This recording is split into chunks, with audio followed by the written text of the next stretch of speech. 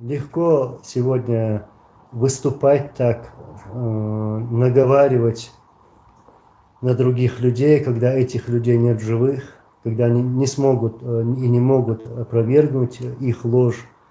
И поэтому мы будем опровергать их ложь сегодня. Мага Ханбиев, который в лесу доспехи потерял, он там строит сейчас из себя героя, говорит, что я рот затыкал Басаеву, я рот затыкал тому-то другому или там Бараеву. Я недавно выкладывал видео, где Басаев затыкает рот этому Маге Ханбиеву. Вот. И Мага Ханбиев должен знать, он как-то говорил, что он потерял свои доспехи в лесу, мол, пойди и там их найди.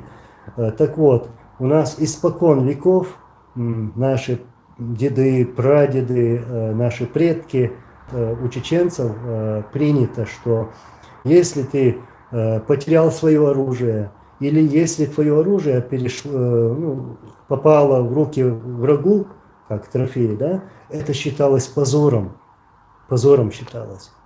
Так вот, это позор Ханбиева, который бросил оружие, или там он шпагу потерял, или шпагу у него забрали, поломали, или он там доспехи потерял. Это позор Ханбиева.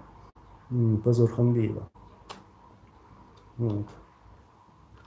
Недавно он также говорил, что Масхадов не брал его на встречи во время Второй российско-чеченской войны из-за того, что он мог резко высказаться в адрес там Басаева или там Ахмадова и так далее.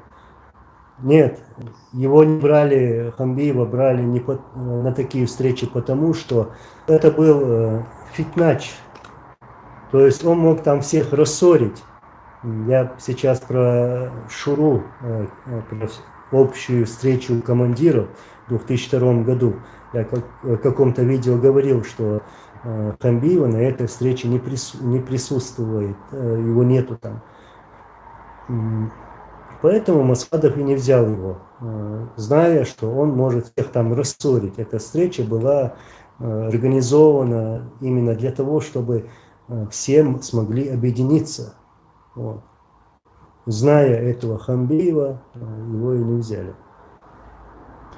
Кстати, насчет Единой России. Он уже является единорогом. Я еще раз повторяюсь. У меня есть факты насчет этого дела.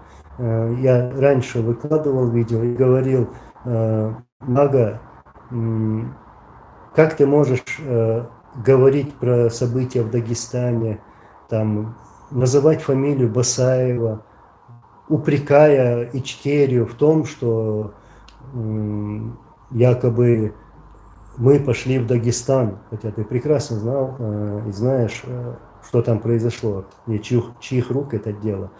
Так вот, почему ты сегодня находишься в Единой России, являешься членом этой организации Единой России, являешься единорогом, то как ты мог скрытно от своего начальника, то есть президента в то время, отправлять оружие там какой-то группировке? Ты что, оказывается, еще с тех пор на них работал?